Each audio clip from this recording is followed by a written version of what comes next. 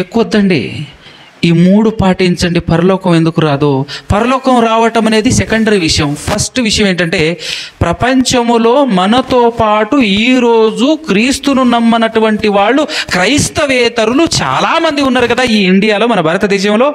వాళ్ళందరూ ఒక క్రైస్తవుణ్ణి చూస్తే నివ్వరపోవాలి, ఒక క్రైస్తవుణ్ణి ఒక అద్భుతం చూసినట్టు చూడాలి, ఒక క్రైస్తవుణ్ణి అతనితో కలుసుకోవటం, అతనితో ఫ్రెండ్షిప్ చేయటం, అలాంటి వాళ్ళు మన ఏరియాలో ఉండటం, మన ఊర్లో ఉండటం మన ధన్యం, మన జన్మ ధన్యం, మన ఊరు చేసుకున్న పుణ్యం అని అనుకోవాలి. మనం ఈ 3 మాటలు కరెక్ట్గా అనుసరించి బ్రతికితే అసలు క్రైస్తవుడు అని అంటే, క్రైస్తవ్యాన్ని ఎవరెస్ట్ శిఖరం కంటే హైట్లో నుంచోబెట్టేటటువంటి మాటలు ఇవే.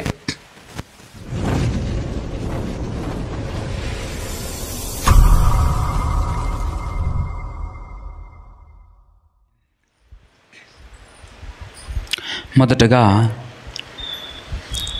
మన అందరి కన్న తండ్రి అయినటువంటి ఆ ఏకైక దేవదేవునికి, ఆయన కుమారుడు మన రక్షకుడైన యేసుక్రీస్తు ప్రభుల వారి ద్వారా పరిశుద్ధాత్మ సహాయముతో స్తుతి స్తోత్రాలు కృతజ్ఞతాస్తుతులు చెల్లించుచున్నాను. అదేవిధముగా ఆయన పని చేయాలి, ఆయన పిల్లల్ని ఆయన చెంతకు నడిపించాలి అనే ఆలోచనతో మిమ్మల్ని అందరినీ దేవునిలో నడిపిస్తున్నటువంటి దైవ సేవకులు, వేదిక మీద ఉన్నటువంటి అన్నగారికి, అదేవిధముగా దేవుని మాటలు విని ఆ మాటల ప్రకారంగా బ్రతకాలి అనే ఆలోచన ఉద్దేశం కలిగి ప్రతిదినం ఇంత ఎర్లీ మార్నింగ్ వచ్చి కూర్చుంటున్నటువంటి మీ అందరికీ కూడా క్రీస్తు పేరటనే నాకు శుభములు, వందనాలు తెలియచేస్తూ ఉన్నాను. ఒక చిన్న విషయం మీతో నేను పంచుకుంటాను. దాదాపుగా ఈ లోకంలో బ్రతుకుతున్నటువంటి మనందరికీ, ప్రస్తుత కాలంలో బ్రతుకుతున్నటువంటి మనందరికీ బాగా పరిచయమైనటువంటి పదం, అలవాటైనటువంటి పదం అని కూడా చెప్పొచ్చు. ఏంది అంటే కల్తీ. కల్తీ గురించి మీరు విన్నారు కదా, కల్తీ అనే మాట విన్నారు కదా. ఈ లోకంలో మనం తింటున్నటువంటి ఆహారం, తాగుతున్నటువంటి నీరు, ప్రతిదీ ఏమైపోయింది? కల్తీ అయిపోయింది. ఇంట్లో ప్రాముఖ్యంగా మనం వాడుకునే వస్తువు నూనె, ఎంతో విలువైంది అని చెప్పుకునేటటువంటి తేనె కదా. ఇవన్నీ కల్తీ అవ్వటం మాత్రమే కాకుండా ఎవరు కల్తీ చేయలేరేమో అని అనిపించేటటువంటి వస్తువు, లేదంటే కొబ్బరి బొండం ఉంటుంది కదా, దాన్ని కూడా కల్తీ చేసే స్థాయికి మనిషి ఎదిగిపోయాడు అని అంటే ఒక్కసారి మనం ఆలోచన చేయాలి. ఒకప్పుడు డాక్టర్ దగ్గరికి వెళ్తే ఆరోగ్యం చెడిపోతే డాక్టర్ మనకిచ్చేటటువంటి సలహా ఏంటి అని అంటే, ఈ తిండి కాస్త పక్కన పెట్టేసి ఫ్రూట్స్ తినండి, ఫ్రూట్స్ అని చెప్పేసి చెప్పేవాళ్ళు. పండ్లు తినండి అనేవాళ్ళు. కానీ ఈరోజు ఆ పండ్లు ఏమైనాయి? ఆ పండ్లు కూడా ఈరోజు స్వచ్ఛమైనవిగా లేవు. ప్యూరిటీ అనేది మిస్ అయిపోయింది. ఈ ఎండాకాలంలో పుచ్చకాయలు తిందామని అంటే లోపల ఎర్రగా ఆకర్షణీయంగా ఉండాలి అని చెప్పేసి ఇంజక్షన్లు వేస్తున్నారు. యాపిల్ తింటే యాపిల్కి పైన కదా. సో ఇదంతా ప్రతి వస్తువుని మనిషి కల్తీ చేసి పడేశాడు. ప్రతి వస్తువుని కల్తీ చేసేసాడు. ఎందుకో చెప్పగలరా మీరు? ఎందుకు చేశాడంటావు అండి? కేవలం డబ్బు కోసమే కదా. ఇన్నింటిని ఎందుకు ఈ మనిషి కల్తీ చేసేస్తున్నాడు అని అంటే, తాను నమ్మిన డబ్బు కోసం ఏవైనా చేయటానికి సిద్ధపడుతున్నాడు మనిషి. ఏవైనా చేయటానికి సిద్ధపడుతున్నాడు మనిషి. ఎవరి కోసం అని అంటే డబ్బు కోసం. డబ్బు కోసం. మీరు కూడా ఆల్మోస్ట్ ఆల్ తోటి మనుషులను స్టడీ చేసి ఉంటారు. మీరు స్టడీ చేయటం మాత్రమే కాకుండా మిమ్మల్ని కూడా చాలామంది స్టడీ చేసి ఉంటారు. మనం ఎలాంటి వాళ్ళము అని అంటే, మనం డబ్బును కానీ లేదంటే ఒక వ్యక్తిని కానీ నమ్మాము అనుకోండి, ఎంతలా నమ్ముతామనంటే నమ్మితే ఏమైనా చేసేస్తాం. నమ్మితే ఏమైనా చేసేస్తాం. మనం ఒప్పుకోవటానికి ఇష్టపడం. డబ్బుని నమ్ముకున్నాం మనం, డబ్బుని నమ్ముకున్నారు మీరు అని ఎవరిని అడిగినా ఎవడు కూడా ఒప్పుకోవటానికి ఇష్టపడ్డు. కానీ ఫైనల్ ఒరిజినల్ ఏంటి అని అంటే, ప్రతి మనిషి ఎవరిని నమ్ముకున్నాడు? డబ్బునే బాగా నమ్ముకొని ఉన్నాడు. అందుకోసమే దానికోసం ఏం చేయటానికైనా వెనకాడరు. అవునా కదా? ఇప్పుడు మనమందరం ఆత్మీయులం. యేసుక్రీస్తు ప్రభుల వారిని నమ్ముకొని ఇంత ఉదయాన్నే ఆయన సన్నిధికి వచ్చేసి కూర్చోటానికి ప్రయత్నం చేస్తూ ఉన్నాం. మనలో డబ్బు కోసం సహోదరులతో పోట్లాడని, గొడవ పెట్టుకొనని విశ్వాసం ఎవరైనా ఉన్నారా? ఉన్నారా అండి? నేనున్నాను అనగలిగేటటువంటి వాళ్ళు ఉన్నారా లేదా? ఒక మాట చూపిస్తాను మీకు. మొదటి కొరింథీయులకు రాసినటువంటి పత్రిక 6వ అధ్యాయము 7వ వచనం. 6 అధ్యాయం 6 నుంచి చదువుదాం. అయితే సహోదరుడు సహోదరుని మీద వ్యాజ్యమాడుచున్నాడు, మరి అవిశ్వాసుల ఎదుటనే వ్యాజ్యమాడుచున్నాడు. ఒకని మీద ఒకడు వ్యాజ్యమాడుట మీలో ఇప్పటికే కేవలము లోపము. అంతకంటే అన్యాయము సహించుట మేలు కాదా? దానికంటే మీ సొత్తులను అపహరింపబడనిచ్చుట మేలు కాదా? ఏమండి, ఈ మాట అర్థమైందా? మన బైబిల్లోనే మన కొరకు దేవుడు రాయించినటువంటి మాట అర్థమైందా? ఆత్మీయులం, నిజమైనటువంటి ఆత్మ సంబంధుల మధ్య ప్రకృతి సంబంధమైన, శరీర సంబంధమైనటువంటి వస్తువులకు విలువ ఉండదు. ఉండదా? ఏమండి, యేసుక్రీస్తు ప్రభులు వారైతే ఏమంటుంటాడు? నీ పై వస్త్రం ఎవరైనా పట్టుకపోయిననుకో, పిలిచి మరి అంగి కూడా తీసిచ్చే అంటుంటాడు. ఆ మాటకు అర్థం ఏంటి అని అంటే, ఎవరు ఖర్చు పట్టుకొని పోడు, పిలిచి మనం అంగి ఇవ్వటానికి. ఆ మాట ఏ ఉద్దేశంతో యేసుక్రీస్తు ప్రభుల వారు మనతో చెప్తున్నాడు అని అంటే, ఈ ప్రకృతి సంబంధమైనటువంటి వస్తువుల పట్ల మమకారం, ఆశ, ప్రేమ పెంచుకోకూడదు అని అంటాడు. ఇంకా మాట యోహాను గారు, యేసుక్రీస్తు ప్రభుల వారి యొక్క ప్రియ శిష్యుడైనటువంటి యోహాను గారు చెప్పినటువంటి మాట, మొదటి యోహాను పత్రిక 2వ అధ్యాయము 15వ వచనం ఒకసారి చూడండి. 15వ వచనం, మొదటి యోహాను పత్రిక 2వ అధ్యాయం 15వ వచనం. ఈ లోకమునైనను లోకములో ఉన్న వాటినైనను ఏం చేయకుడి. యేసుక్రీస్తు ప్రభుల వారి యొక్క ప్రియ శిష్యుడైనటువంటి యోహాను గారు ఈ మాట ఎందుకు అన్నాడు చెప్పండి? ఈ లోకమును కానీ, ఈ లోకములో ఉన్నదాన్ని కానీ మీరు ప్రేమించకండి అనేటటువంటి మాట ఎందుకు అన్నాడు? ఆయన అంటే అన్నాడు కానీ మేము మాత్రం వదిలేస్తామా? ప్రేమించకుండా మేము మాత్రం వదులుతామా? ప్రేమిస్తే ఏం జరుగుతుంది అని అంటే, ఫర్ ఎగ్జాంపుల్గా స్త్రీలు చీరల్ని బాగా ఇష్టపడతారు, అంతే కదా? ఏదో చీర బాగా నచ్చింది, మనసు కనెక్ట్ అయిపోయిన తర్వాత భర్త దగ్గరకు వచ్చేసి, ఏమండి మరి పలానా చీర నాకు కావాలి అని అడుగుతాం. చీరలేదు ఏం లేదు, బావతలిగు అన్నాడు అనుకో, ఎట్టుంటుంది? చూస్తాను ఈ సంగతి, చెప్తా నీకు. నాకంటూ ఒక సమయం వస్తుంది కదా, అప్పుడు చూపిస్తా. నువ్వేం చూస్తావో అది చూపిస్తా. చుక్కలు, చందమామలు, ఇంకేమైనా ఉన్నా చూపిస్తా అంటావా లేదా? ఏమండి, ఎందుకంటే ఈ లోకంలో ఉన్నటువంటి వాటిని దేని మీదనైనా మన మనసు పారేసుకున్నామనుకోండి, మనం వాటిని ప్రేమించామనుకోండి, తర్వాత జరిగేది గొడవే. ఆ తర్వాత జరిగేది గొడవే. అదే కదా మొదటి కొరింథీయులకు రాసినటువంటి పత్రిక 6వ అధ్యాయంలో మనం చదివింది. ఎందుకు వ్యాజ్యము? ఎందుకు గొడవ? సహోదరుల మధ్య ఎందుకు గొడవ పట్టానికి కూడా వెనకాడట్లేడు అని అంటే ఎవరి కోసం? అర్థమవుతుందా? డబ్బు కోసం. దేవుని మాటల్ని కూడా లెక్క చేయకుండా, దేవుడు చెప్పినటువంటి మాటల్ని కూడా ఖాతరు చేయకుండా ప్రవర్తిస్తుంటాం మనం. అంటే తెలియకుండానే మనము కూడా ఎక్కువగా ఎవరిని నమ్ముకొని ఉన్నాం, ఎవరిని ప్రేమిస్తున్నాము అని అంటే ఇండైరెక్ట్గా కనబడేటటువంటి విషయం ఏంటి అంటే డబ్బే. ఏమంటే అర్థమవుతుందా? డబ్బునే ప్రేమిస్తున్నాం. ఈ లోకంలో మనుషులందరూ ప్రతి విషయాన్ని కల్తీ చేసి పడేశాడు. ఎందుకు అని అంటే డబ్బు కోసమే కదా. ఎందుకు అని అంటే డబ్బుని నమ్మినంతగా మనం దేవుడిని నమ్మం.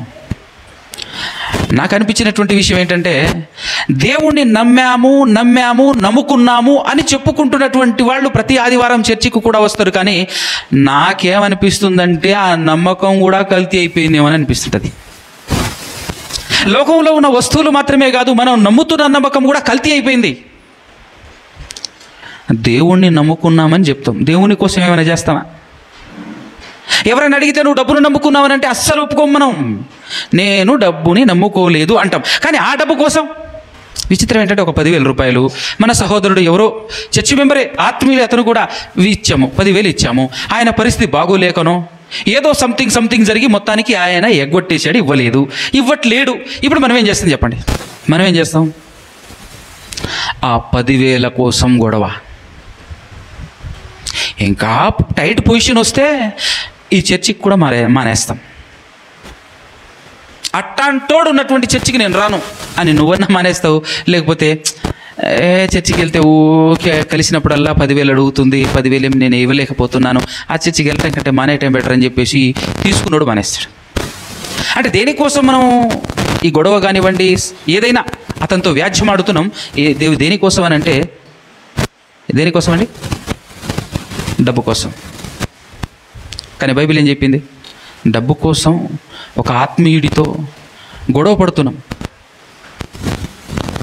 దేవుని కోసం ఆ 10,000 వదిలిపెట్టగలమా? అదే 10,000 ఆయనకి ఇచ్చావు కాబట్టి గొడవ పడుతున్నావు. ఒకవేళ ఎక్కడైనా నువ్వు బయటికి వెళ్ళినప్పుడు ఆ 10,000 మిస్ అయిపోయినాయి, పోగొట్టుకున్నావు, ఇప్పుడు ఎవరితో గొడవ పడతావు? ఇప్పుడు ఎవరితో ఫైట్ చేస్తావు చెప్పు? ఏం చేస్తాం? పోయింది. చాలా వెతికినా కానీ దొరకలే. ఎవరికి చెప్పకుండా గమ్మున ఏదో ఒక రకంగా దాన్ని రికవర్ చేసుకునేటువంటి ప్రయత్నంలో ఉంటాం. చెప్పుకున్న ప్రయోజనం ఉంది, 10,000 పోయినాయి, అంతే కదా? ఇదే విధానం అక్కడెందుకు ప్రవేశపెట్టావు? దీన్ని బట్టి అర్థం కావాల్సినటువంటి విషయం ఏంటంటే, దేవుని కంటే ఎక్కువగా మనం ఎవరిని నమ్మాం? డబ్బును నమ్మాం. అందుకోసమే డబ్బు కోసం తోటి సహోదరుడు, ఆత్మీయుడు అని కూడా చూడకుండా మనం ఫైట్ చేస్తాం, గొడవ చేస్తాం. కారణం ఒకటే, మనం నమ్ముకుంది ఎవరిని? దేవుణ్ణి కాదు, డబ్బుని. దేవుణ్ణి నమ్ముకుంటే దేవుని కోసం ఏదైనా చేయటానికి సిద్ధపడాలి. ఏదైనా చేయటానికి వద్దు, కానీ ఆయన కోసం ఆయన చెప్పింది చేస్తారా? ఆయన కోసం ఆయన చెయ్యమన్నది చేస్తారా? ఇందుకు ఆయన ఏం చెప్పాడు, ఏం చేయమని చెప్పాడు? ఆయన కోసం మనం ఏం చేయాలి? మనం అందరం క్రైస్తవులమే కదా, ఒకసారి చెప్పండి. ఆయన కోసం ఏం చేయాలి? డబ్బు కోసం ఏం చేయాలనో ఎవరు మనకు చెప్పాల్సిన అవసరం లేదు. డబ్బు కోసం ఏం చేయాలనో మనం ఎవరు కూడా పాఠం చెప్పాల్సిన అవసరం లేదు. మాకు బాగా తెలుసు డబ్బు కోసం ఏం చేయాలనో. కానీ దేవుని కోసం ఏం చేయాలో తెలుసా మీకు? తెలిస్తే చెప్పండి. పోనీ ఏమనగారు చెప్పండి ఒకసారి. మేము వినడానికి వచ్చాం బ్రదర్, ఆన్సర్ చెప్పలేం, అంతేనా? చెప్పండి, పర్లేదు. దేవుని కోసం ఏం చేయాలి? ప్రతి ఆదివారం చర్చికి వెళ్ళాలి. ఇంకా నెక్స్ట్ ఏంటండి? ప్రతిరోజు ప్రార్థన చేసుకోవాలి. ఇంకా చెప్పరా? ఒకటి కూడా చెప్పరా? ప్రతిరోజు ప్రార్థన, లేదంటే ప్రతిరోజు బైబిల్ చదివే వాళ్ళు ఎవరైనా ఉన్నారండి? ఉన్నారా? సమాధానం చెప్పండి ఒక్కసారి. మీ కుడి హస్తాలను. మేబీ నన్ను అడిగితే కొత్తగా అడుగుతున్నారు బ్రదర్ మీరు. ప్రతిరోజు భోజనమైనా మానేస్తామేమో కానీ బైబిల్ చదవటం మానేయం మేము. అది మా లెవెలు. ఇక్కడికి వచ్చి ఎక్కడికి వచ్చి ఏం మాట్లాడుతున్నా అన్నట్టుగా చూస్తున్నదేమో, అంతేనా? డైలీ చదివితే అంతకంటే ఆనందం ఏముంది, అంతకంటే సంతోషం ఏముంది, అవునా కదా? దేవుడు చెప్పినటువంటి 3 మాటలే చెప్తాను నేను. దేవుడు తన ప్రియ కుమారుడైన యేసుక్రీస్తు ప్రభుల వారి ద్వారా మనతో మాట్లాడినటువంటి 3 పాయింట్లు ఏంటి అని అంటే, ఆయన కోసం ఏం చేయాలో చెప్పాడు. ఆయన దేవుని కోసం మనం ఏం చేయాలో చెప్పాడు. ఏం చేయాలి అని అంటే, నిన్ను వలే నీ పొరుగు వారిని ప్రేమించాలి. ప్రేమిస్తున్నామా? దేవుని కోసం దేవుడు ఇది చేయమన్నాడు, చేస్తున్నామా? మన వస్తువుని ఇతరులు పలగొడితే మరలా ఇప్పించేంత వరకు వదిలిపెట్టము, భయంకరమైనటువంటి కూడా చేస్తాము. అదే మనం పోగొట్టుకుంటే గమ్మున ఉంటాం, అవునా? అదే మనం పోగొట్టుకుంటే మనల్ని మనం కొట్టుకుంటామా? మనల్ని మనం తిట్టుకుంటామా? ఇప్పుడు ఈ మాట మరలా చదవండి. నిన్ను వలే నీ పొరుగు వారిని ప్రేమించండి. ప్రేమిస్తున్నారా? మేము ప్రేమిస్తున్నామండి మా సహోదరులందరినీ, ఈ చర్చికి వచ్చేటటువంటి వాళ్ళందరినీ అని మనకు అనుకూలంగా మనం ఆ వచనాన్ని మార్చుకుంటామనేటటువంటి విషయం తెలుసుకున్నటువంటి దేవుడు మరలా ఇంకొక మాట ఏం చెప్పించాడు అని అంటే, శత్రువును కూడా ప్రేమించు అనేటటువంటి మాట కూడా చెప్పాడు. ఏమంటే అర్థమవుతుందా? ఎవరిని ప్రేమించు? ఎందుకు అని అంటే, మనం ఎలాంటి వాళ్ళం అంటే మనకేమైనా తక్కువ తెలివి ఉంటుందా? నిన్ను వలే నీ పొరుగు వారిని ప్రేమించు అని అంటే, మనకు అనుకూలంగా ఉన్న వాళ్ళని, మన చర్చికి వచ్చేటటువంటి వాళ్ళని మాత్రమే ప్రేమించుకుంటూ ఎలా సాటిస్ఫై అవుతుంటాము అని అంటే, నిన్ను వలే నీ పొరుగు వారిని ప్రేమించమన్నాడు దేవుడు, నేను ప్రేమిస్తూనే ఉన్నాను. ఎవరిని ప్రేమిస్తున్నావు? మాకు అనుకూలంగా, మాకు సపోర్టుగా ఎవరైతే ఉంటారో, మాతో మంచిగా ఎవరైతే ఉంటారో వాళ్ళని మాత్రం నేను ప్రేమిస్తున్నాను అని తప్పించుకుంటాం. మనం వాళ్ళనే చూపిస్తాం. అందుకోసమే అలా నీకు అనుకూలంగా నువ్వు మార్చుకుంటావని చెప్పేసి ఏమని అన్నాడు ఇక్కడ? ఇంకొక మాట ఏమని చెప్పాడు? నీ శత్రువుని కూడా ప్రేమించు, నీ శత్రువుని కూడా ప్రేమించు కదా. ఇంకొక మాట ఏమన్నాడు? నిన్ను హింసించు వారి కొరకు ఏం చేయాలి? ఎక్కువ వద్దండి, ఈ 3 పాటించండి, పరలోకం ఎందుకు రాదు? పరలోకం రావటం అనేది సెకండరీ విషయం. ఫస్ట్ విషయం ఏంటంటే, ప్రపంచములో మనతో పాటు ఈరోజు క్రీస్తును నమ్మనటువంటి వాళ్ళు క్రైస్తవేతరులు చాలామంది ఉన్నారు కదా ఈ ఇండియాలో, మన భారతదేశంలో. వాళ్ళందరూ ఒక క్రైస్తవుణ్ణి చూస్తే నివ్వరపోవాలి, ఒక క్రైస్తవుణ్ణి ఒక అద్భుతం చూసినట్టు చూడాలి, ఒక క్రైస్తవుణ్ణి అతనితో కలుసుకోవటం, అతనితో ఫ్రెండ్షిప్ చేయటం, అలాంటి వాళ్ళు మన ఏరియాలో ఉండటం, మన ఊర్లో ఉండటం మన ధన్యం, మన జన్మ ధన్యం, మన ఊరు చేసుకున్న పుణ్యం అని అనుకోవాలి.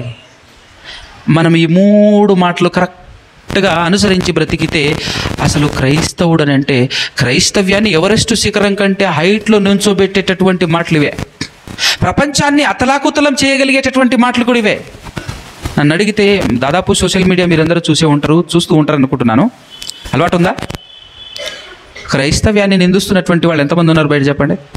క్రైస్తవ్యాన్ని హేళన చేస్తున్నటువంటి వాళ్ళు ఎంతమంది ఉంటారు చెప్పండి? క్రైస్తవ్యాన్ని నిందిస్తూ, క్రైస్తవ్యాన్ని దూషిస్తూ, క్రైస్తవ్యాన్ని హేళన చేస్తున్నటువంటి వాళ్ళు ఎంతమంది ఉన్నారు? చాలామంది ఉన్నారు కదా. ఇంత మంచి క్రైస్తవ్యాన్ని ఎలా దూషించగలుగుతున్నారు వాళ్ళు? ఎవరిని బట్టి దూషిస్తున్నారు వాళ్ళు చెప్పండి? ఇంత అద్భుతమైనటువంటి క్రైస్తవ్యాన్ని దూషించడం ఏంటి? ఇప్పుడు వాళ్ళు దూషించారు, మనం ఏం చేయాలి? మన కర్తవ్యం ఏమిటి చెప్పండి చూద్దాం. చెప్పండి అమ్మా గట్టిగా. అంటే మీరు ఎప్పుడు ప్రశ్నలకు సమాధానాలు చెప్పరా? నాకున్న అలవాటు ఇది, అంత సింపుల్గా పోదు. నేను ఎక్కడ వాక్యం చెప్పినా కూడా ప్రశ్నలు అడగటం నా అలవాటు. ఏదేమైనప్పటికీ క్రైస్తవ్యాన్ని దూషిస్తున్నటువంటి వారు, క్రైస్తవ్యాన్ని హేళన చేస్తున్నటువంటి వారు, క్రైస్తవ్యాన్ని నిందిస్తున్నటువంటి వాళ్ళు చాలామంది నిందిస్తున్నారు. అలాంటి వాళ్లను మార్చాలి, లేదంటే అలాంటి వాళ్ళు కూడా సిగ్గుపడాలి, అలాంటి వాళ్ళు కూడా తలదించుకోవాలి అని అంటే మనం ఈ 3 మాటలను అనుసరిస్తే చాలండి. ఈ 3 మాటలు అనుసరిస్తే చాలు. క్రైస్తవ్యం మీద నోరు పారేసుకోవటానికి, మాట మాట్లాడటానికి భయపడాలి, బాధపడాలి. మనం కాదు సమాధానం చెప్పాల్సింది. మనతో పాటు అన్యులు జీవిస్తుంటారు కదా, మనతో పాటు ఉంటుంటారు కదా, వాళ్ళు ఎక్కడైనా క్రైస్తవ్యాన్ని ఎవడో ఒకడు దూషించటం, నిందించటం, హేళన చేయటం వింటే నోరు మూసుకోరరే, ముయిర నోరనాలి. నేను చూశాను క్రైస్తవుడిని, మా ఇంటి పక్కన ఉన్నాడు క్రైస్తవుడు, అసలు ఎంత గొప్పగా బ్రతుకుతారు తెలుసా వాళ్ళు. అరే వాళ్ళకు ప్రేమించటం తప్ప ఇంకోటి తెలియదురా. అలాంటి వాళ్ళని పట్టుకొని ఏంట మాటలు అని ఇతరులే గద్దించగలగాలి. అదే యేసుక్రీస్తు ఈ ప్రపంచానికి నేర్పించిన బోధ, అదే తన బ్రతుకులో చూపించినటువంటి అద్భుతం యేసుక్రీస్తు ప్రభుల వారు. అదొక్కటి చెప్పి నేను పాఠం ముగించేస్తాను. యేసుక్రీస్తు ప్రభుల వారు 33.5 సంవత్సరాలు తన జీవితం జీవిస్తే అందులో 3.5 సంవత్సరాలు ఆయన సేవా జీవితం.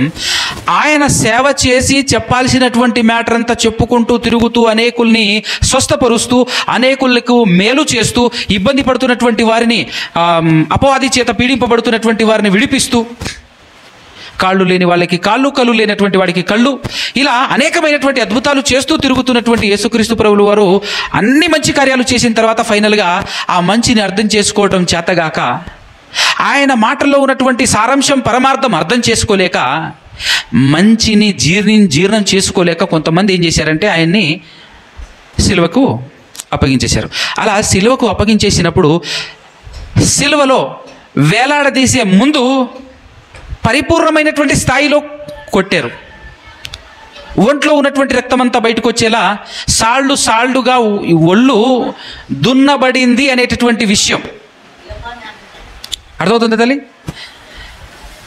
ఈ శరీరం అంతా వ్యవసాయం చేసేటటువంటి వాళ్ళకి అర్థమవుతుంటుంది భూమిని ఎలా దున్నుతారో అనేది. భూమిని దున్నేటప్పుడు ఎక్కడ కూడా వదిలిపెట్టకుండా చాలా మెత్తగా సాలు వెంబడి సాలు దున్నుతారనమాట.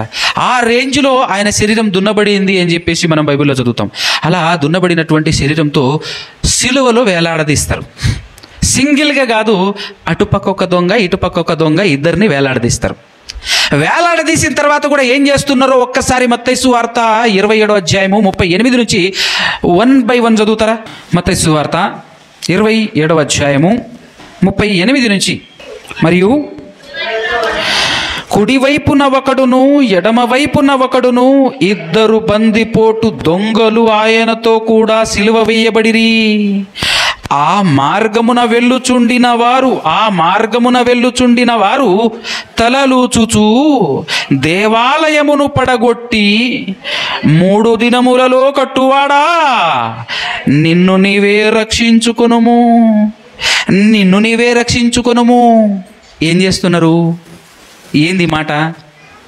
హేళనేగా అర్థమవుతుందా? నెక్స్ట్ మాట, నీవు దేవుని కుమారుడవైతే శిలువ మీద నుండి దిగుమని చెప్పుచు ఆయనను ఏం చేసిర్రి?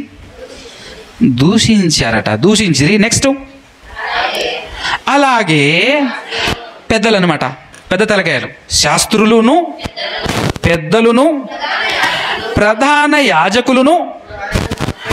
యాజకులను కూడా ఆయనను అపహసించుచు, అమ్మో ఏం మాట్లాడుతున్నాడు? పెద్దలే ఏమాత్రం విలువ లేకుండా, ఏమాత్రం గౌరవం లేకుండా, వీడు ఇతరులను రక్షించెను, తను తానే రక్షించుకోలేడు, ఇతరులు రక్షించాడట అని ఎటకారం, హేళన చేస్తున్నాడు. ఇశ్రాయేలు రాజు కదా, ఇప్పుడు సిలువ మీద నుండి దిగిన ఎడలవాణ్ణి నమ్ముదము. వాడు దేవుని యందు విశ్వాసం ఉంచెను, నేను దేవుని కుమారుడను అని చెప్పెను గనుక ఆయనకిష్టమైతే, అంటే దేవునికి ఇష్టమైతే ఆయన ఇప్పుడు వానిని తప్పించునని దారిన పోయే ప్రతిోడు ఏం చేస్తున్నాడు? దూషిస్తున్నాడు, హేళన చేస్తున్నాడు. అంత మాత్రమే కాకుండా శాస్త్రులు, ప్రధాన యాజకులు అనేటటువంటి వారు కూడా ఏం చేస్తున్నారు? పెద్దలు కూడా ఏం చేస్తున్నారు? వాళ్ళు కూడా హేళన చేస్తున్నారు. ఇప్పుడు మేము నమ్ముతాం, దిగు, సిలువ మీద నుంచి దిగు అని చెప్పేసి మాట్లాడుతున్నారు. ఇప్పుడు వీళ్ళు సరదాగా తిరుగుతున్నారండి, ప్రశాంతంగానే ఉన్నారు, ప్రశాంతంగా తిరుగుతున్నారు కాబట్టి హేళన చేశారు. ఇబ్బందుల్లో ఉన్నటువంటి వాళ్ళకి హేళన చేశారంటే ఒక పద్ధతి. కానీ నెక్స్ట్ లైన్ చూడండి ఒకసారి, ఆయనతో కూడా సిలువ వేయబడిన బందిపోటు దొంగలును నిందించిరి. వీళ్ళకి ఎక్కడి నుంచి వచ్చింది ఈ బలం అనిపించింది నాకు. ప్రశాంతంగా తిరుగుతున్నోడు, కింద హాయిగా ఉన్నోడు నిందించాడు, దూషించాడంటే ఓకే. కానీ తనతో పాటు భయంకరమైన అవస్థ పడుతూ వేలాడుతూ వాళ్ళు కూడా హేళన చేయాలనిపించింది. వాళ్ళు కూడా చావబోతున్నారు కదా, వాళ్ళు కూడా సిలువ మీదనే ఉన్నారు కదా. అయినప్పటికీ కూడా మనిషి తత్వం చూడ ఒక్కసారి ఎట్టుంటుందో. మనిషి తత్వం ఏంటంటే, మనం ఎన్ని బాధల్లో ఉన్నా ఎదుటోడు పాడైపోయాడు రానంటే ఆ సమయంలో ఉన్న వస్తుంటుంది లోపట కదా. ఎక్కడి నుంచి వస్తుందో ఆ బలం మొత్తానికి అయితే నవ్వుతుంటాడు. అదే విధానంలో లేదు వీళ్ళ బతుకు. హేళన చేస్తున్నాడు, వీళ్ళు కూడా దూషిస్తున్నారు, శిలువ మీద ఉన్నటువంటి వాళ్ళు కూడా దూషిస్తున్నారు. ఇదంతా జరగటం యేసుక్రీస్తు ప్రభుల వారు వింటూనే ఉన్నాడు కదా. ఇప్పుడు యేసుక్రీస్తు ప్రభుల వారి పొజిషన్ ఏంటి, ఆయన ఆలోచన ఏమై ఉంటుంది, ఇప్పుడు ఆయన ఎలా ఆలోచిస్తాడు? మిగతా ఇద్దరినైతే కొట్టకుండా డైరెక్ట్గా సిలువేసి ఉంటారేమో, కానీ యేసుక్రీస్తు ప్రభుల వారి పొజిషన్ ఏంటి అని అంటే బాగా కొట్టి కొట్టి కొట్టి కొట్టి ఒంట్లో నుంచి రక్తం కారుతూ ఉంది. అలాంటి పరిస్థితుల్లో ఆయన్ని సిలువలో వేలాడదీస్తున్నారు. ఆ సందర్భంలో నొప్పే భయంకరంగా ఉంటుంది. కాళ్లకు చేతులకు మేకులు కొట్టి వేలాడదీస్తే ఆ నొప్పి ఎట్లుంటుందో ఎవరికి అర్థమవుతుంది అని అంటే, ఎప్పుడైనా ఎవరికైనా ముళ్ళు గుచ్చుకుంటే కాళ్ళల్లో ఆ ముళ్ళు తీసేటప్పుడు ఉంటుంది ఆ నొప్పి, కొంచెం మచ్చుకనమాట. మనకు అర్థం కావటం కోసం ఆ ఫీల్ చాలా భయంకరమైనటువంటి బాధతో ఆయన ఉంటాడు. అలాంటి సందర్భంలో వీళ్ళు మాటలతో పొడుస్తున్నారు, మాటలతో ఆయన్ని బాధ పెడుతున్నారు కదా. ఇప్పుడు ఏమనాలి యేసుక్రీస్తు ప్రభువు గారు? ఉండండి రా, నాకు కూడా ఒక సమయం, 4 రోజులు ఓపిక పడితే నేను తిరిగి లేస్తాను బిడ్డ అని చెప్పేసి అట్లాంటి ఏమైనా ఆలోచన ఉందా? పోనీ బాధపడుతూ కోపడుతున్నాడండి. ఆ సమయంలో అన్నాడండి ఒక మాట. ఏమన్నాడు తెలుసా? తండ్రి, ప్రార్థన ఆరంభించాడు. ఆ పరిస్థితిలో, అలాంటి సిచ్యువేషన్లో ప్రశాంతంగా, తండ్రి వీరేమి చేయుచున్నారో వీరెరుగరు గనక వీరిని క్షమించు తండ్రి అని ప్రార్థన చేశాడండి. ఎవరికి అర్థం కాలే ఆ ప్రార్థన, ఎవరికి అర్థం కాలే, అక్కడ ఉన్నటువంటి వాళ్ళకి కానీ ఎవరికి అర్థం కాలే. కానీ ఆ ప్రార్థనతో మనోనేత్రాలు వెలిగింపబడి మైండ్ బ్లాక్ అయి తదేకంగా చూస్తున్నాడు, అదే పనిగా చూస్తున్నాడు. ఒక పక్కన ఉన్నటువంటి శిలువ మీద ఉన్నటువంటి ఒక దొంగ చూస్తున్నాడు. ఇంతసేపు మాట్లాడినటువంటి మాటలన్నీ మనసులో పెట్టుకొని ఆ తదుపరి యేసుక్రీస్తు ప్రభుల వారు మాట్లాడినటువంటి మాట అది వినగానే ఆయన సైలెంట్ అయ్యాడు. ఒక ఆయన సైలెంట్ అయ్యాడు, కానీ ఇంకొక ఆయన ఏం చేస్తున్నాడో తెలుసు? తర్వాత లూకా సువార్త 23వ అధ్యాయము, లూకా సువార్త 23వ అధ్యాయము 39 నుంచి వేలాడదీయబడిన ఆ నేరస్తులలో ఒకడు ఆయనను దూషించుచు, నీవు క్రీస్తువు కదా, నీవు రక్షించుకొనుము, మమ్మును కూడా రక్షించుము అని ఎటకారంగానే కదా మాట్లాడింది మనోడు. ఆ మాట ఆ ఇద్దరు దొంగల్లో ఒక దొంగ ఆ విధంగా మాట్లాడేసరికి బల్బు వెలిగిన ఇంకొక దొంగ ఉన్నాడు కదా, మనోనేత్రాలు వెలిగింపబడినటువంటి ఒక దొంగ ఉన్నాడు కదా, ఆయన ఏం చేస్తున్నాడు? ఒక్కసారి కంటిన్యూ చదవండి. ఆయన ఏం చేస్తున్నాడు? అయితే రెండవ వాడు వానిని గద్దించి అన్నది. వానిని గద్దించిన తర్వాత కొన్ని మాటలు మాట్లాడాడు. ఫస్ట్ వాడిని ఏం చేశాడు? వాడిని గద్దించాడు. గద్దించాడంటే ఏం చేసి ఉంటాడు చెప్పండి? గద్దించాడంటే ఏం చేసి ఉంటాడు? హై ముయ్ నోర్మయ్, ఏం మాట్లాడుతున్నారు నువ్వు? అంతే కదా గద్దించడం అంటే. ముయ్యిరా ఫస్ట్ నోర్మయ్ అని చెప్పి తర్వాత ఎక్స్ప్లెనేషన్ చేస్తున్నాడు. తర్వాత ఏం మాట్లాడుతున్నాడు చూడు. నీవు అదే శిక్ష విధిలో ఉన్నావు గనుక దేవునికి అంటే, ఇప్పుడు ఈయనకి ఏమొచ్చింది? దేవుని భయం వచ్చింది. దేవుని భయం ఎలా వచ్చింది?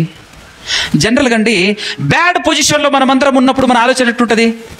భయంకరమైన సిచ్యువేషన్లోకి జారిపోయినాం, చాలా నష్టంలో కూరుకుపోయినాం. మన పొజిషన్ ఎట్టుంటుంది? మన ఆలోచన ఎట్టుంటుంది? ఎలా ఉంటుంది తెలుసా? ఎవరైనా పాస్టర్ లాంటి వాళ్ళు, సేవకులు, పెద్దలు ఎవరైనా వచ్చేసి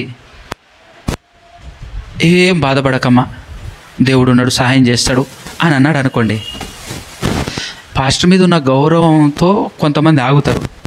కొంతమంది అంతా అయిపోయిన తర్వాత ఇంకా ఈయనని గౌరవించడం ఏందండి?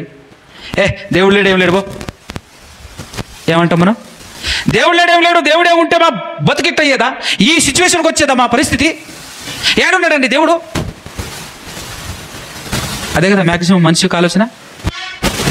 బ్రతుకు భారమైపోయినప్పుడు, పరిస్థితులు గతి తప్పినప్పుడు, భయంకరమైన సిచ్యువేషన్లోకి వెళ్ళిపోయినప్పుడు దేవుని మీద విశ్వాసం ఉంటుంది మనకు. ఎప్పుడెప్పుడు దేవుడిని దూషిద్దామా? అసలు దేవుడే ఉంటే నేను ఇన్ని రోజులు ప్రార్థన చేశా, ఇన్ని రోజులు చర్చికి వెళ్ళా, ఏమైపోయాడా దేవుడు? ఇంత భయంకరమైనటువంటి పొజిషనా, ఇంత భయంకరమైనటువంటి పరిస్థితుల్లోకి నన్ను తీసుకొచ్చాడు అని అంటే యాడున్నాడని దేవుడు అని దేవుని మీద అపనమ్మకంతో మాట్లాడుతుంటారు ఎవరైనా. అంతేనా కదా? నన్ను కాపాడలే దేవుడు అనేటటువంటి ఆలోచనతో ఉంటారు ఎవరైనా. కానీ ఈయనేంటి ఇంత బ్యాడ్ పొజిషన్లో ఉండి రక్తం పటపట పటపటపట కారుతున్నటువంటి సమయంలో కూడా ఇంత ప్రశాంతంగా దేవుణ్ణి వదిలిపెట్టకుండా ఆ దేవునికి ప్రార్థన చేస్తూ, తండ్రి వీరేమి చేయుచున్నారో వీరెరుగరు గనుక వీరిని క్షమించు అని మాట్లాడుతున్నాడు అని అంటే, అమ్మా ఇదేదో జరగబోతుంది, ఏదో జరుగుతుంది ఇక్కడ. ఇంత భయంకరమైన పొజిషన్లో ప్రశాంతంగా ప్రార్థన చేస్తున్నాడు అని అంటే వీళ్ళందరికీ కూడా మూడింది. ఎవరెవరైతే ఇప్పుడు యేసుక్రీస్తు ప్రభువుని హింసిస్తున్నారో వాళ్ళ బతుకు భయంకరంగా మారబోతుంది. ఇంత ప్రశాంతంగా దేవునికి ప్రార్థన చేస్తున్నాడంటే ఇంకా దేవునితోనే కనెక్టింగ్లో ఉన్నాడు. ఇతన్ని పంపించింది పక్కాగా దేవుడే, ఇతనికి తోడుగా దేవుడున్నాడు అనేటటువంటి విషయాన్ని ఆయన అర్థం చేసుకున్నాడు. ఆయనకు అర్థమైపోయినటువంటి విషయం అది. ఆయనలో భయం ఎందుకు జొరబడింది అని అంటే ఆయన ఆలోచించిన విధానం. ఎవరైనా ఇలాంటి పొజిషన్లో ఉంటే దేవుడిని నిందిస్తారు, కానీ ఇలాంటి పొజిషన్లో కూడా ప్రశాంతంగా ప్రార్థన చేస్తున్నాడేంటి? చాలా ఆలోచించాల్సినటువంటి విషయం. అంతా ఆషామాషగా అర్థం కాదు. పక్కన వేలాడుతున్నటువంటి ఒక దొంగకు అర్థం కాలేదు. ఏదో ఇన్నాడంటే ఇన్నాడు అని చెప్పేసి మన లెక్కనే ఎవరేం చెప్పినా వింటాం తప్ప అది ఎక్కదు మనకు. దాని గురించి మనం పెద్దగా ఆలోచించాం. కానీ ఇంకొక దొంగ మాత్రం ఆలోచించాడండి. ఏంటిది, ఈ పొజిషన్ ఏంటి, ఈ సిచ్యువేషన్ ఏంటి, ఈ సిచ్యువేషన్లో ఆయన ప్రార్థన చేయటం ఏంటి అని అంటే ఇతను దేవునితోనే ఉన్నాడు, దేవుడు కనెక్టింగ్లోనే ఉన్నాడు. ఇన్ఫర్మేషన్ దేవునికి చేరదీస్తున్నాడు. చూసారు జాగ్రత్తగా. అంటే ఇదేదో సంథింగ్ జరుగుతుంది ఇక్కడ, సమస్తం పర్యవేక్షణలో ఉంది, దేవుడు గమనిస్తూనే ఉన్నాడు అనేటటువంటి ఆలోచనలోకి వెళ్ళి ఆయన గుండెల్లో భయం జొరబడింది. ఎస్, ఇతను దేవుడు పంపించిన క్రీస్తు, ఈయన దేవుని కుమారుడు అని ఈయన చెప్పుకోవటం మాత్రమే కాకుండా ఈయన చెప్పుకున్నాడు అనే విషయాన్ని అందరూ హేళన చేస్తున్నారు. వాళ్ళు హేళన చేస్తున్నారు, కానీ ఇది నిజం, ఇది వాస్తవం అనేటటువంటి విషయాన్ని గమనించగలిగాడు ఒక దొంగ. గమనించి గుండెల్లో భయం జొరబడింది. భయం జొరబడి మాట్లాడుతున్నాడు, రైట్ మీరాడోరు ముయ్ అని మాట్లాడుతున్నాడు. ఆయన ఏ పొజిషన్లో ఉండి ఏం మాట్లాడాడు అసలు అర్థం చేసుకున్నావని నీకు అసలు అర్థమైందా? ఎంత కొట్టినా ఏం చేసినా కూడా ప్రేమించటం తప్ప ఇంకోటి తెలియదన్నంతగా ఆయన బిహేవియర్ ఉంది. ప్రేమించటం తప్ప మరొక మాటే లేదు, మరొక పనే ఆయనకు అసలు తెలియదు అనేంత గొప్పగా ఆయన మాటలు చూడు, ఆయన బిహేవియర్ చూడు. అలాంటి పొజిషన్లో కూడా ఆయన మాట్లాడుతున్నటువంటి మాట చూడు ఎట్లుందో అని పక్కనున్నటువంటి ఇంకొక దొంగను గద్దించి ఏం చెప్తున్నాడు చూడు. మనకైతే ఇది న్యాయమే, మనము చేసిన వాటికి తగిన ఫలము పొందుచున్నాము, కానీ ఈయన ఏ తప్పిదమును చెయ్యలేదని ఎంత అర్థం చేసుకున్నాడండి ఆయన. ఒక్క మాటలో ఎంత అర్థమైంది ఆయనకు చూడండి. మనం వింటాం అంతే, అర్థం కాదు.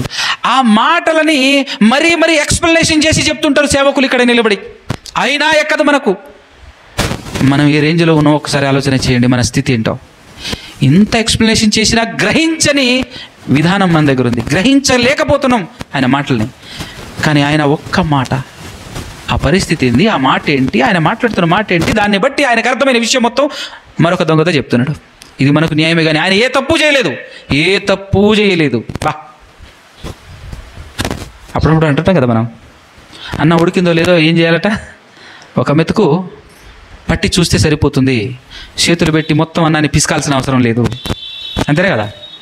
ఒక్క మాట ఆ మాట కూడా ఎలాంటిదేనంటే నీ క్యారెక్టర్ని డిసైడ్ చేసే మాట. నీ బ్రతుకంతటిని గురించి ఒక్క మాటల్లో చెప్పాలి అని అంటే ఎంతమంది ఎన్ని హింసించినా, ఎంత కొట్టినా, ఎంత దూషించినా కూడా రిటర్న్ ప్రేమతోనే నువ్వు మాట్లాడతావు చూడు, వాడిలో ఉన్న అవలక్షణాలు, చెడు లక్షణాలన్నీ చచ్చిపోతాయి. ద్వేషం, పగ, క్రోధం, కోపం అవన్నీ చచ్చిరుకుంటాయి అంతే. అలాంటి ఆయుధం ప్రేమ. అలాంటి ఆయుధం, సాతానును చంపే ఏకైక ఆయుధమే ప్రేమ. ప్రేమతో ఎవరినైనా దేన్నైనా జయించవచ్చు. ప్రేమకు ఓటమి అనేది లేదు. వింత ఏంటంటే ఈ లోకం ప్రేమను కూడా కల్తీ చేసేసింది, అవునా కదా. వ్యామోహాన్ని ప్రేమ అని పెట్టుకుంటారు పేరు. వయసు వచ్చిన తర్వాత ఒక స్త్రీ పురుషుల మధ్య కలిగే ఆకర్షణ అని కూడా పేరు పెట్టుకుంటారు. ఏమని? ప్రేమ అని. దేన్ని ప్రేమ అంటారో, దేన్ని ఆకర్షణ అంటారో కూడా అర్థం కానీ. కొన్నిసార్లు స్వార్థాన్ని కూడా ప్రేమ అని చెప్పేసి మాట్లాడుతుంటారు. అవగాహన లోపం కదా. కానీ నిజమైనటువంటి ప్రేమ దానికి ఓటమి లేదు. నిజమైనటువంటి ప్రేమకు విజయమే తప్ప అపజయం అనేది లేదు. అందుకోసమే ఈ సందర్భంలో ఆ మాట, ఒక్క మాటతో మనసు మారినటువంటి వ్యక్తి నెక్స్ట్ ఏం మాట్లాడుతున్నాడో చూడండి. ఆయనను చూచి అంటే ఎవరిని చూచి? ఎవరు చూచి? శిలువ మీద ఉన్న ఒక దొంగ యేసుక్రీస్తు ప్రభువారిని చూచి ఏమని మాట్లాడుతున్నాడు? యేసు. ఇంతకు ముందు వాయిస్ వేరు, ఇప్పుడు వాయిస్ వేరు. యేసు అనేటటువంటి మాటకి దీర్ఘం పెట్టాడు, చూసారా? దీర్ఘం పెట్టాడా లేదా? అంటే ఒక రకమైనటువంటి బేస్, గుండెల్లో భయంతో కూడినటువంటి మాట. యేసు, నీవు నీ రాజ్యముతో వచ్చినప్పుడు. వండర్ అసలు అది. మనమైతే యేసుప్రభుని ఎందుకు నమ్ముకుంటాం? ఈ భూలోకమైనటువంటి సంబంధమైనటువంటి అది కావాలి, ఇది కావాలి, ఇల్లు కట్టుకోవాలి, పెళ్లి కావాలి, పిల్లలు పుట్టాలి, రకరకాలైనటువంటి జబ్బులు పోవాలి అని చెప్పేసి నమ్ముకుంటాం. ఇప్పుడు ఆయన ఏం నమ్ముకుంటున్నాడు? మామూలు నమ్మకం కాదండి అది. ఇప్పుడు యేసుక్రీస్తు నమ్ముకున్నాడు. ఏం కావాలని కోరుకుంటున్నాడు? పక్కా చచ్చిపోతా, శిలువ నుంచి దిగను, నేను దిగను, యేసుప్రభు కూడా దిగడు. ఫిక్స్ అయిపోయాడు. ఫిక్స్ అయిపోయి ఆ సమయంలో ఆయన నమ్మింది ఏంటంటే ఈయన క్రీస్తు, ఈయనే ప్రభు, దేవుడు నియమించిన ప్రభు అని చెప్పేసి నమ్మి ఆయన రాజ్యం, అయ్యా నీ రాజ్యం వచ్చినప్పుడు నన్ను జ్ఞాపకం చేసుకోవా అంటున్నాడు అని అంటే ఈ లోకంలో ఏమొద్దు, నాకేమొద్దు, ఈ లోక సంబంధమైనవి, శరీర సంబంధమైనవి ఏవి నాకు వద్దు. నాకు తెలుసు ఈరోజే నా చావు అయినా కూడా అదిగో నీ రాజ్యంతో వచ్చినప్పుడు నన్ను జ్ఞాపకం చేసుకోవా. ఒక్క మాటలో ఎంత ఉంది అని అంటే, ఎంతలా నమ్మాడు అని అంటే, మళ్ళీ ఆయన ఏమైనా ప్రశాంతమైన పొజిషన్లో లేడు. ఇద్దరు ఒకే స్థానంలో ఉన్నారు. హాస్పిటల్లో పేషెంట్లు ఇద్దరు ఉంటారు అనుకుందాం, ఎగ్జాంపుల్ చెప్తున్నాను. ఒక పేషెంట్ ఇంకో పేషెంట్తో నన్ను కాపాడవా అంటే ఎట్లుంటుందండి? నేనేం పొజిషన్లో ఉన్నాను, నువ్వు అదే పొజిషన్లో ఉన్నావు, నువ్వు నన్ను అడిగితే ఎట్టా అని ఈయనకు ఉంటుంది. అడిగే ఆయనకు కూడా ఈయన నన్నేం కాపాడతాడు లేవనే ఉంటుంది. ఇదే పొజిషన్లో కదా ఉన్నది ఇద్దరు. అయినా కూడా ఆయన విశ్వాసం చూడు. అంటే ఎవరైనా సరే శరీరానికి తగిలేటటువంటి దెబ్బలు, నష్టం, కష్టం ఏమున్నా కూడా వాటిని లెక్క పెట్టట్లేడు, వాటిని ఖాతరు చేయట్లేడంటే అతను ఆత్మ సంబంధి, అతను నిజమైనటువంటి ఆత్మీయుడు, ఆత్మానుసారుడు. ఆ స్థాయిని, స్థితిని సంపాదించుకున్న వాడికి మాత్రమే పరలోకం, నిత్య జీవం. అది రానంత వరకు మనం శరీర సంబంధులమే. ఎన్ని సంవత్సరాలు చర్చికి వెళ్ళినా, ఎన్ని లక్షలు కోట్లు దేవుని పని కోసం నువ్వు ఇచ్చినా కూడా ఉపయోగం లేని పనే తప్ప దానివల్ల నీకు ఏ ఒక్క పైసా లాభం కూడా ఉండదు. మన స్థితి మారాలి, మన స్థాయి మారాలి, ఆత్మీయతలో ఎదగాలి. ఆత్మీయత అంటే భౌతికమైన వాటికి మన దృష్టిలో, మన జీవితంలో విలువ ఇవ్వకుండా ఆత్మీయత కోసం ఏమైనా వదిలిపెట్టడానికి, ఆత్మీయత కోసం, ఆత్మ సంబంధమైన విషయాల కోసం అన్యాయాన్ని సహించడానికైనా, మన సొత్తులను అపహరింపబడనిచ్చుటకైనా ఏ మాత్రం ఆలోచించకుండా ప్రశాంతంగా ఆత్మీయుడుగా బ్రతకగలిగే వాడే గొప్పవాడు, వాడే నిజమైనటువంటి క్రైస్తవుడు. క్రైస్తవుడి స్థానం అది. ఎందుకంటేనండి, ఆత్మను నష్టపరిచే దమ్ము ఈ ప్రపంచంలో ఎవ్వడికి లేదు, ఆఖరికి సాతానుకు కూడా లేదు. లేకనే యోబు చుట్టూ తిరిగి యోబుకు నాస్తి ఎంత పాడు చేస్తాడు తప్ప ఆత్మను టచ్ చేస్తాడా? ఆత్మీయ స్థితిని టచ్ చేస్తాడా? ఉన్నదంతా పోగొడతాడు. ఆ ఉన్నదంతా భౌతిక సంబంధమైందే, అదంతా ఇచ్చింది దేవుడే, తీసుకున్నది దేవుడే అని సింపుల్గా చెప్పి పడేశాడు. దేవునికి స్తోత్రం అన్నాడు, అంతే. దేవుడు ఇచ్చాడు. ఈ మాట అనగలమా మనం? ఈరోజు ఎట్లుందని అంటే అందరు యేసుక్రీస్తు ప్రభువారి గురించి చెప్పటమే, అందరు యేసుక్రీస్తు ప్రభువారి గురించి చెప్పటమే, బైబిల్లో ఉన్న మాటలు చెప్పటమే. చేసేటోళ్ళు లేరు. చేసేటోడు ఉన్నాడా? చేసేటోళ్ళే లేరు. అందుకోసమే క్రైస్తవ నిందల పాలవుతుంది. ఇంతమంది క్రైస్తవులు ఉన్నా కూడా ఈరోజు ఒక రకంగా చెప్పాలంటే చాలా చోట్ల క్రైస్తవులు మిగతా వాళ్ళకి తలనొప్పిగా మారారు. అవునా కదా?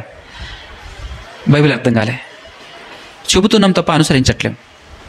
గొప్పగా చెప్తాం బైబిల్లో ఉన్న మాటల్ని, కానీ ఒక్కటి కూడా అనుసరించాం. అందుకోసమే చెప్పాను మొదట్లో 3 మాటలు అనుసరించండి, అద్భుతంగా జీవించవచ్చు. మారు మనసుతోనే సాధ్యం. అది శిల మీద దొంగకు వచ్చింది మారు మనసు. అది పర్ఫెక్ట్ మారు మనసు అంటే భౌతికమైనది ఏది ఆశించకుండా, ఏది కోరుకోకుండా, నీ రాజ్యంలో నాకు చాలు, అదొక్కటి చాలు. ఆ స్థితిలో నువ్వు నేను మనం ఎదగాలి, ఆత్మీయతలో ఎదగాలి, ఆత్మ సంబంధంగా బ్రతకాలి. ఇంకా చెక్ చేసుకోండి, మనం శరీర సంబంధులమే, శరీరానుసారులమే. బట్టల కోసం గొడవ, తిండి కోసం గొడవ, డబ్బుల కోసం గొడవ చేయట్లే, స్థలం కోసం గొడవ. ఏది పర్మనెంట్? ఇది ఏది పర్మనెంట్ కాదని మనమే చెప్తాం. మళ్ళీ దీనికోసం అవసరం ఉంటే ఏమైనా చేస్తాం, ఎంత గొడవైనా చేస్తాం. ఎవరు మనం? ఇప్పుడు కరెక్ట్గా చెప్పాలంటే మనం అందరం కలిసి ఏం చేసాము? లోకంలో ఉన్నటువంటి వాళ్ళందరూ తినే వస్తువులు, ప్రతి వస్తువును కల్తీ చేశారు. మనం ఏం చేసామో తెలుసా? విశ్వాసాన్ని కూడా కల్తీ చేసాం. అవునా? శరీరం మనతో మాట్లాడుతుంటుంది, ఆత్మ కూడా మనతో మాట్లాడుతుంటుంది. ఏది నీతో మాట్లాడుతుంది, ఎప్పుడు ఏది మాట్లాడుతుంది, ఎప్పుడు ఏ సమయంలో ఏది స్పందిస్తుంది అని గమనించి గ్రహించగలిగే స్థితిని, స్థాయిని అక్కడికి వచ్చినప్పుడు, ఆ స్థాయిలో మీరు వచ్చినప్పుడు విజయం మీ దగ్గరికి వచ్చినట్టే. ఎలా అని అంటే దానికి సంబంధించినటువంటి విషయాలు చాలా నేను మాట్లాడాను. నా ఛానల్లో ఉంటుంది, FJCM మిర్యాల కూడా అని ఉంటుంది, followers of Jesus Christ ministries అని చెప్పేసి యూట్యూబ్ ఛానల్లో మీరు చూస్తే మనసుకు, ఆత్మకు, శరీరానికి ఉన్నటువంటి ఆ సంబంధాలు, వాటిని గమనించడం, గ్రహించడం ఎలా అనేటటువంటి విషయాలు విని మరి ఆత్మీయతలో ఎదిగి నిజమైన క్రైస్తవులుగా బ్రతికి ఆయన్ని ఈ లోకంలో నుండి మహిమపరిచి, ఆయన్ని ఈ లోకంలో నుండి సంతోషపరిచి, ఆయనను మహాలోకానికి చేరుకునే ప్రయత్నం నువ్వు నేను మనమందరము చేయాలి అని కోరుకుంటూ ఈ మాటలు ముగిస్తున్నాను.